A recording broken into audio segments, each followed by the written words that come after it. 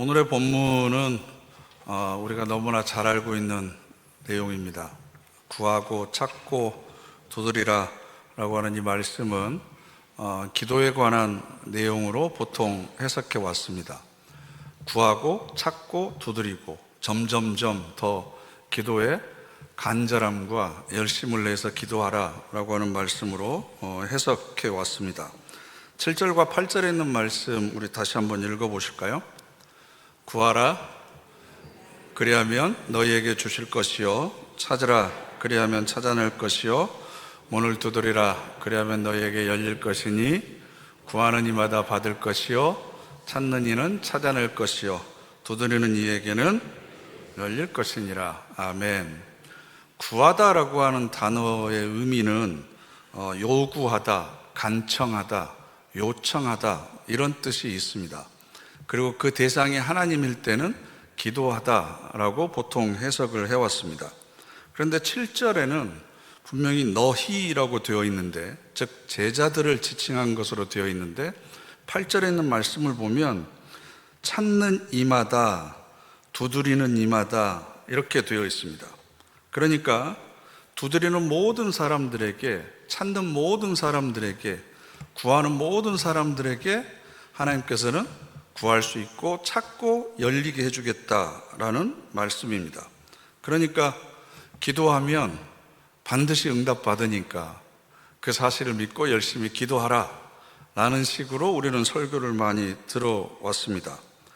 기도라고 하는 것이 만사를 해결할 수 있는 영적인 방법이기 때문에 교인들에게 기도를 강조할 때 이 본문을 굉장히 많이 인용해서 목사님들이 설교를 하기도 했습니다.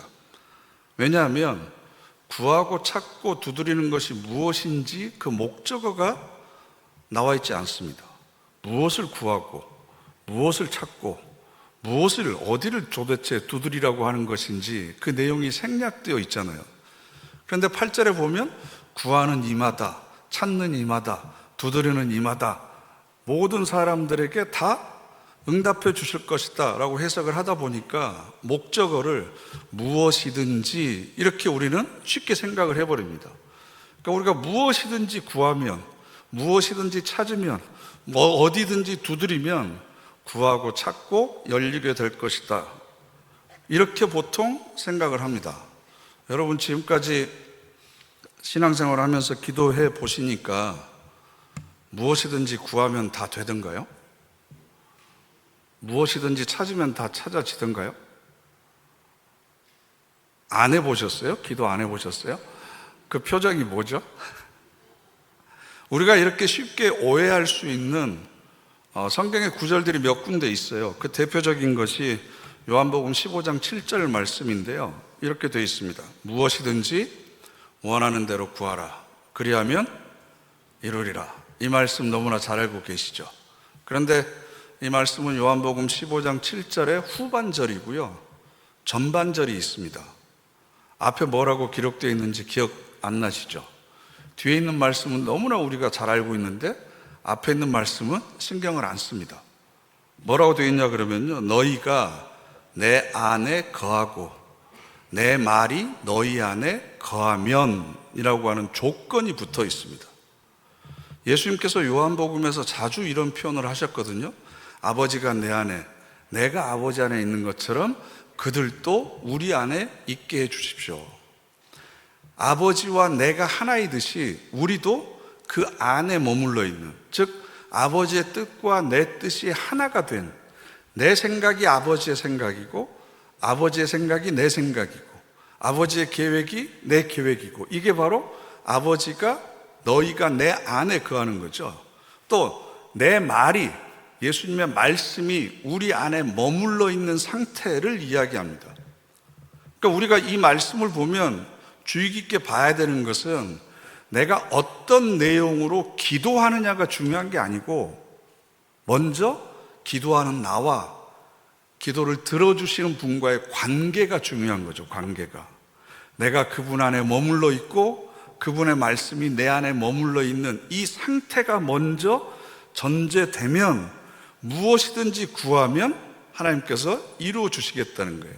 그러면 우리가 아버지 안에 거하고 그 말씀이 우리 안에 거할 때 하나님이 이번에 산 거 주식 좀 올라가게 해주세요. 이번에 아파트 당첨되게 해주시고 우리 애들 시험 본 것도 합격되게 해주시고 제가 건강하고 무병장수하게 해주세요 라는 기도를 우리가 아무런 고민 없이 할 수 있을까요? 아버지의 뜻이 내 안에 항상 머물러 있고 내가 아버지와 하나가 된 상태에서 하는 기도는 결국 하나님 나라와 그의 의를 구하는 기도를 먼저 할 수밖에 없는 거고, 그러면 하나님의 뜻과 일치되는 기도를 하니까 하나님께서 무엇이든지 다 들어주시겠다라는 겁니다. 앞부분에 우리가 해야 될 내용이 생략해서 그 뒷부분만 외우고 있으면 안 되죠. 이걸 요절신앙이라고 그러거든요. 제가 교회 학교 다닐 때 요절 외웠잖아요. 전후 맥락을 통해서 이 구절을 보는 것이 아니라 전후 맥락은 전부 생략해버리고 이 말씀 하나만 내가 믿기 좋게, 내가 믿고 싶은 대로 믿어버리는 그런 맹목적인 신앙을 이야기합니다.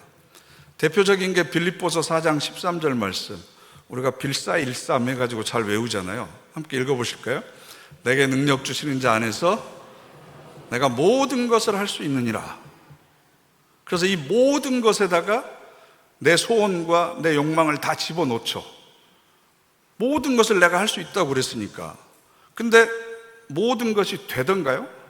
안 되잖아요. 그럼 뭐가 문제예요? 능력을 나한테 안 주셨으니까 내가 이거 못하는 것 아닙니까? 그럼 하나님 잘못인 거지. 내게 능력만 주시면 나는 뭐든지 다 할 수 있는데, 그러니까 하나님 저에게 능력을 주십시오. 그러면 내가 원하는 것, 내 욕망을 실현하는 것 뭐든지 내가 다 알아서 하겠습니다. 이런 식으로 우리는 이해를 하는데 빌립보서 4장 11절과 12절 말씀을 기억해야 돼요. 뭐라고 되어 있냐 그러면요, 내가 궁핍함으로 말하는 것이 아니라 어떠한 형편에 있든지 나는 자족하기를 배웠다. 지금 현재 상태에 만족하는 방법을 나는 터득했다. 그래서 비천에 처할 줄도 알고 풍부에 처할 줄도 알아 모든 일 곧 배부름과 배고픔과 풍부와 궁핍에도 처할 줄 아는 일체의 비결을 배웠느니라.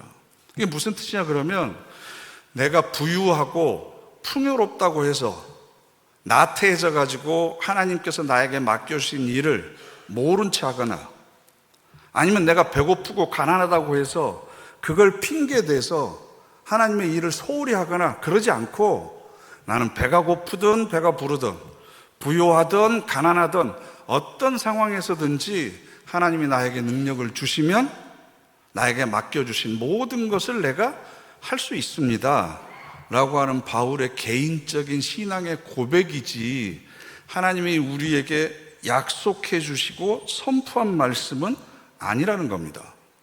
그런데 우리는 능력만 주시면 내가 뭐든지 할 줄로 믿습니다 해야지. 이것도 발음도 세게 해야 돼요. 그냥 하면 안 돼요. 대표적인 말씀이 또 하나 있는데요, 욥기 8장 7절입니다. 저는 이 구절을 성경책에서보다 식당이나 가게 들어가면 너무 많이 붙여져 있어서 자주 보는데요. 보시죠.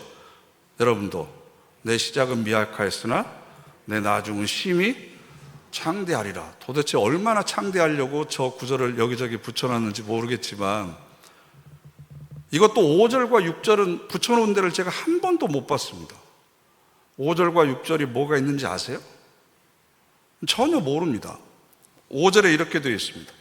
내가 만일 또 하나님을 찾으며 전능하신 이에게 간구하고 또 청결하고 정직하면 반드시 너를 돌보시고 내 의로운 처소를 평안하게 하실 것이라.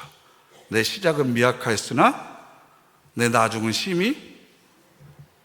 내가 창대하게 되는 건 하나님께서 알아서 해주실 영역이지만 내가 해야 될 게 있죠. 뭘 해야 돼요? 하나님을 찾아야 돼요. 전능하신 분에게 내가 간절하게 기도해야 됩니다. 그리고 청결한 마음과 양심을 가지고 모든 사람에게 정직하게 대하는 삶의 태도를 가져야 돼요. 내가 해야 될 부분은 걸어놓지 않습니다. 하나님이 해주실 것만 걸어놓습니다.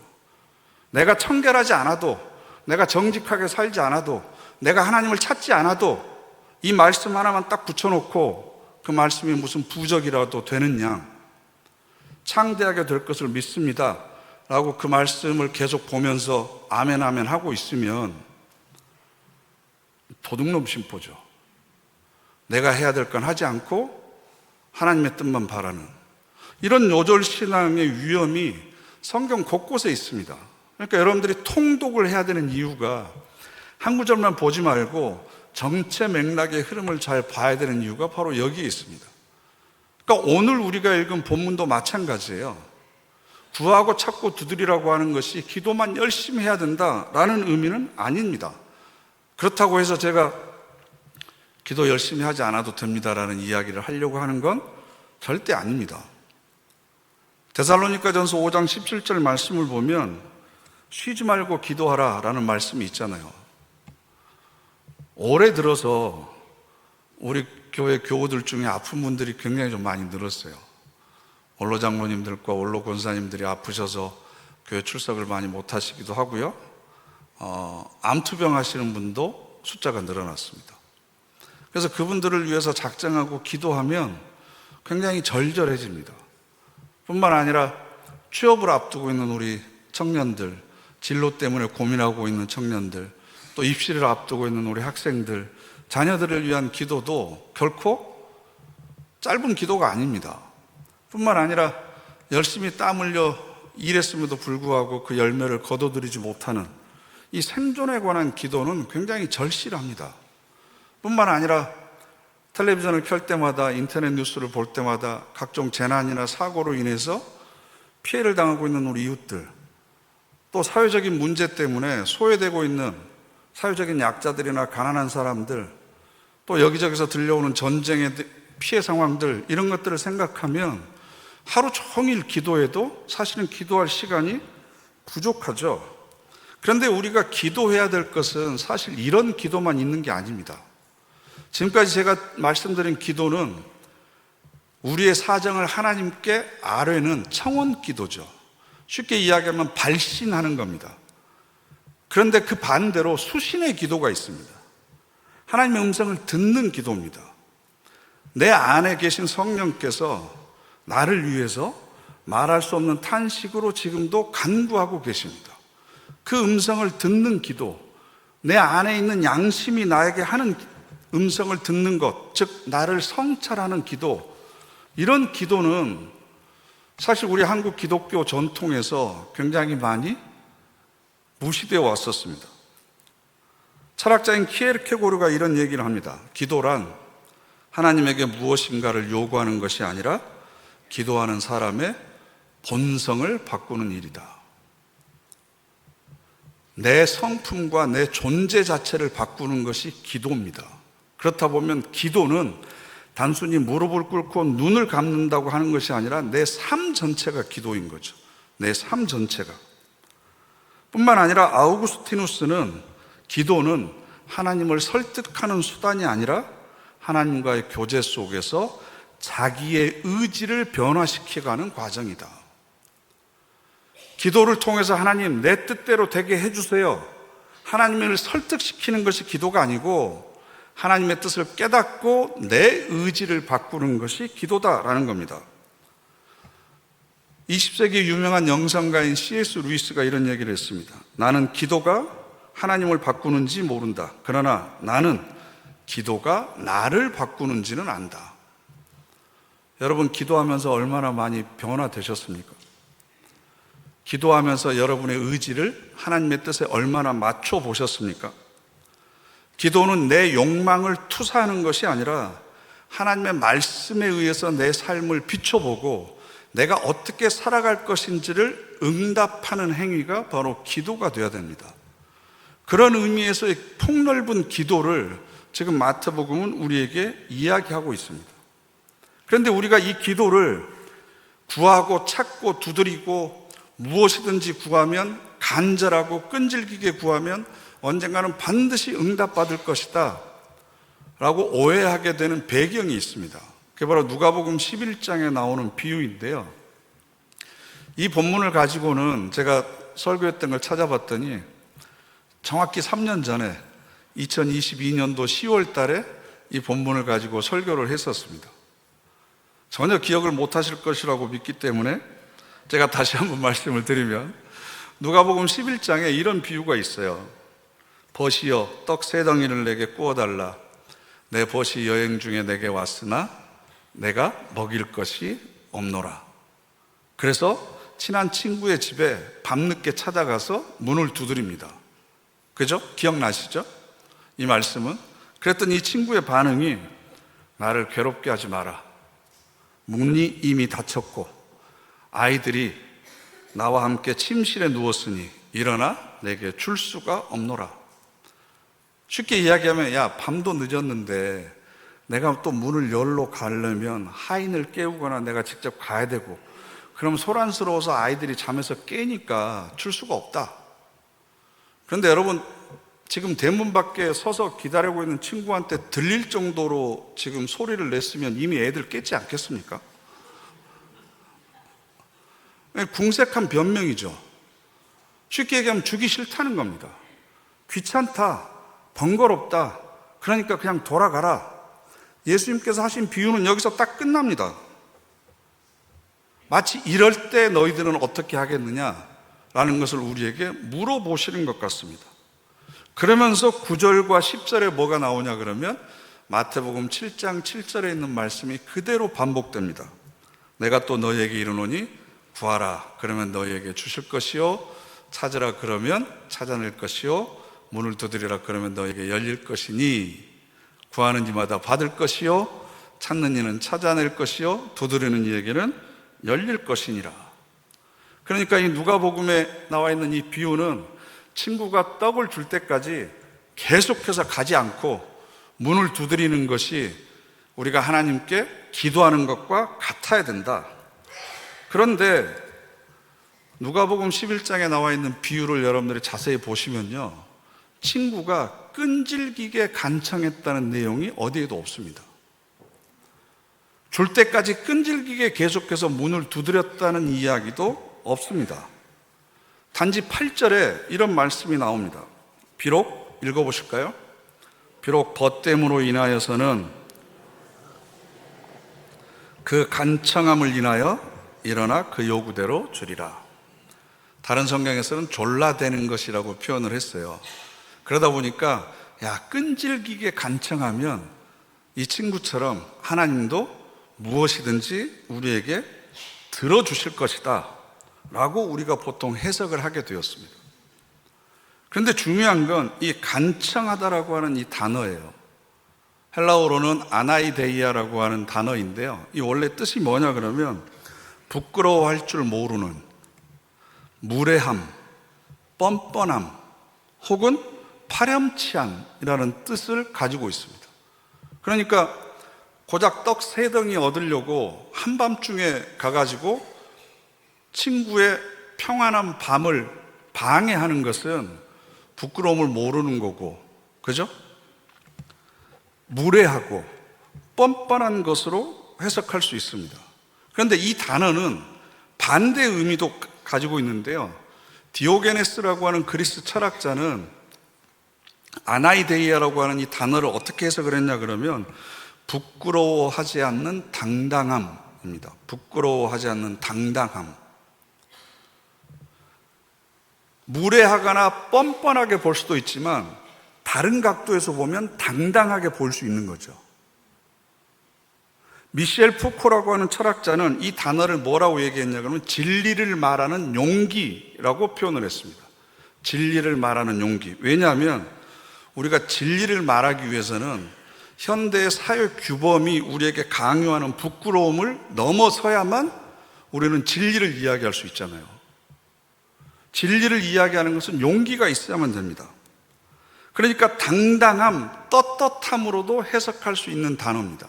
당당하다, 떳떳하다. 그러니까 이 친구는 떡 세 덩이를 얻기 위해서 간청하면서 끈질기게 졸라댔던 것이 아니고 그의 떳떳함, 당당함 때문에 귀찮지만 떡 세 덩이를 줄 수밖에 없을 것이다 라는 뜻입니다. 이 단어의 의미를 새롭게 번역을 해보면 이런 뜻입니다. 함께 읽어보시죠. 나는 너희에게 말한다. 그의 친구라는 것 때문에 일어나 그에게 주지 않을지라도 그의 떳떳함 때문에 일어나서는 그가 필요로 하는 것이 무엇이든지 그에게 줄 것이다. 아멘.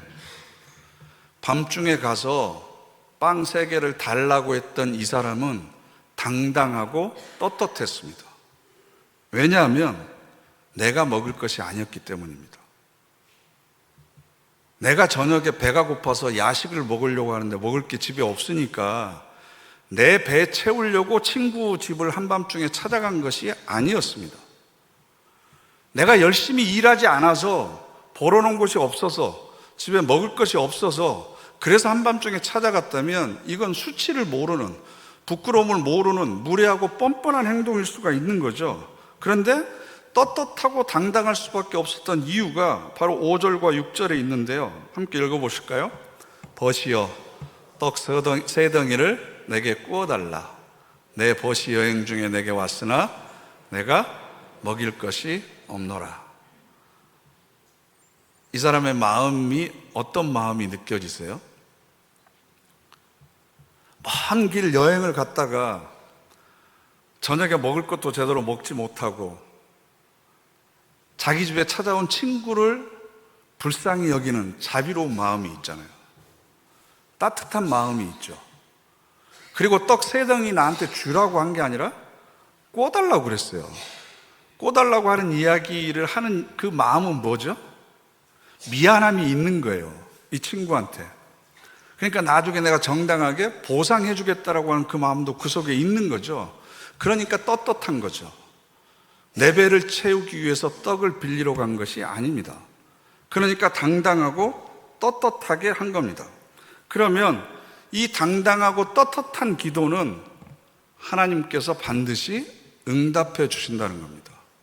내 개인적인 욕심을 채우기 위한 기도가 아니고 내 가족만의 안녕을 위해서 다른 사람의 안녕을 무시하는 그런 기도가 아니고 이웃을 위해서, 공익적인 것을 위해서 좀 더 넓게 하나님 나라와 그의 의를 이루기 위한 기도라고 한다면 우리는 하나님 앞에 떳떳하고 당당하게 기도할 수 있습니다. 그리고 그 당당함을 하나님께서 보시고 무엇이든지 이루어 주신다는 겁니다. 여러분, 기도할 때 스스로 여러분들에게 당당하세요? 내가 이런 기도를 하나님 앞에 드리기에 전혀 부끄럽지 않습니까? 여러분, 스스로의 내면을 한번 들여다보세요. 요한복음의 표현에 의하면 내가 아버지 안에 내 말이, 주님의 말씀이 내 안에 거해서 구하는 어떤 기도든지 그것은 우리가 하나님 앞에서 당당하고 떳떳하게 드릴 수 있습니다. 그러면 무엇이든지 다 이루어 주실 거다라는 거죠. 그런데 다시 마태복음으로 오면 마태복음에는 이 비유가 없어요. 그죠? 그리고 목적어도 없습니다. 다시 7절과 8절을 보면 구하라 그리하면 너에게 주실 것이요. 그럼 도대체 구하다, 찾다, 두드리다 이것이 무슨 의미일까? 마태복음은 단순히 기도에 관한 이야기만을 하고 있는 것은 아니고 좀 더 넓은 의미로 이야기를 하고 있습니다. 그러면 성경을 전체적인 맥락에서 봐야 된다고 그랬잖아요. 그럼 마태복음 5장에서부터 7장까지가 산상수훈이라고 하는 하나의 큰 덩어리로 묶여져 있는 거거든요. 그럼 이 산상수훈의 전체의 주제는 마태복음 6장 33절입니다. 너희는 먼저 그의 나라와 그의 의를 구하라 입니다. 그런즉 너희는 먼저 그의 나라와 그의 의를 구하라. 그런데 여러분, 7장 7절에 구하고 찾고 두드리다 있잖아요. 이때 구하다는요, 아이테오라고 하는 단어입니다. 그런데 6장 33절에 그의 의를 구하라 라고 하는 단어는 제테오라고 하는 단어입니다. 제테오라고 하는 단어는 추구하다입니다. 추구하다. 애써 찾다. 내가 내 스스로에게 스스로 찾고 애써서 수고하고 그래서 내 삶의 방향과 목표가 어디를 향해 가야 될지 열심히 해야 되는 것이 바로 제테오라고 하는 뜻이거든요. 그런데 이 제테오라고 하는 단어가 마태복음 7장 7절에도 그대로 나와요. 찾다라는 단어입니다. 그러니까 마태복음 6장과 연결해서 번역을 하면 구하고 찾고 두드리다가 아니고 구하고 추구하고 두드리라 라는 뜻입니다. 구하고 추구하는 삶을 살아라. 그러면 찾다라고 하는, 추구하다라고 하는 단어의 목적어가 무엇인지 이제 우리가 짐작이 되죠. 뭘 추구해야죠? 하나님 나라와 그의 의를 추구하는 삶을 살아야 된다라는 겁니다. 하나님 나라와 그의 의를 추구하는 삶. 내 이름을 드높이기 위한 삶이 아니고 더 많은 것 모아서 후손들에게 물려주기 위한 삶이 아니라 하나님 나라와 그의 의가 내 삶에서 실현되는 것을 추구하는 삶을 살아야 된다. 그럼 무엇을 두드려야 되느냐? 당연히 하나님 나라의 문이겠죠. 하늘나라의 문을 두드리는 거겠죠. 두드리다라고 하는 것은 수고하고 애를 써야 되는 겁니다. 노력하고 연습하고 훈련해야 되는 거지 저절로 되는 것이 아닙니다. 그래서 다다음 주 정도의 말씀을 드리려고 하는데 7장 13절 보시면 좁은 문으로 들어가라. 멸망으로 인도하는 문은 크고 그 길이 넓어 그리로 들어가는 자가 많고 이렇게 되어 있습니다. 여기서 좁은 문은 어디로 연결되는 문일까요? 하나님 나라로 연결되는 문이겠죠. 그러니까 두드리라라고 하는 단어의 목적어는 하늘 문이겠죠. 하나님 나라의 문을 두드려라 입니다. 그러면 한 가지 찾지 않은 목적어가 있습니다. 그럼 도대체 우리는 무엇을 구하면서 살아갈 것인가? 무엇을 구하면서 살아갈 것인가?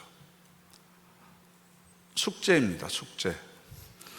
놀라서 눈을 동그랗게 뜨시는데 이 말씀을 일주일 동안 곰곰이 묵상해 보시고 내 안에서 성령께서 뭐라고 말씀하시는지 한번 음성을 들어보세요. 내가 무엇을 구하는 삶을 살기를 하나님께서는 원하고 계시는가? 내 삶의 목표가 하나님 나라와 그 의를 추구하는 삶으로 지금 설정되어 있는 건가? 광야와 같은 인생길, 라그나와 같은 삶을 지나서 나는 과연 하나님 나라의 문을 두드리기 위해서 좁은 길이지만 그 길을 내가 지금 걸어가고 있는 건가? 듣는 기도를 한번 여러분들이 연습해 보시라는 겁니다. 내가 원하는 것만을 구하고 세상적인 것을 얻기 위한 길을 추구하고 열리지 않는 출세와 성공의 문만을 두드리는 것이 아니라 정말 내가 추구하고 두드려야 될 것이 무엇인지, 내가 원하면서 구하면서 살아야 될 것이 무엇인지, 이걸 지금 예수님께서는 우리에게 간절한 마음으로 말씀하고 계세요.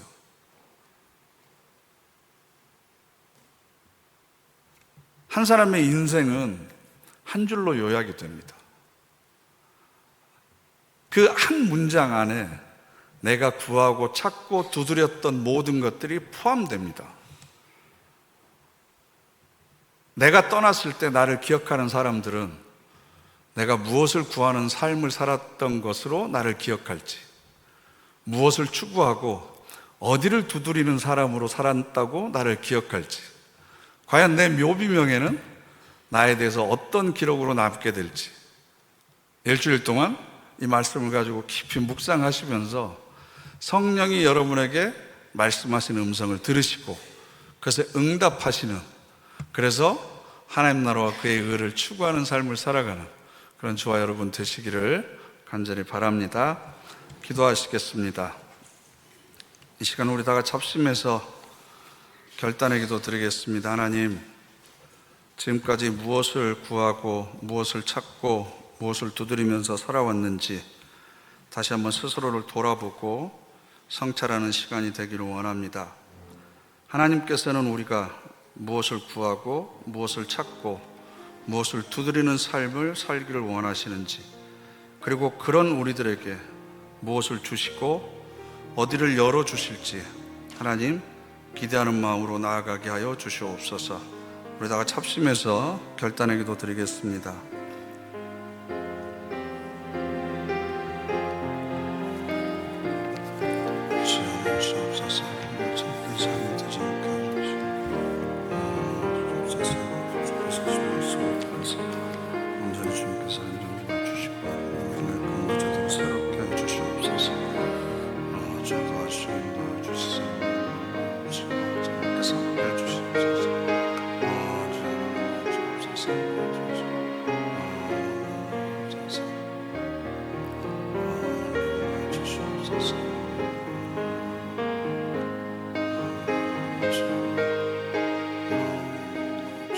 주옵소서.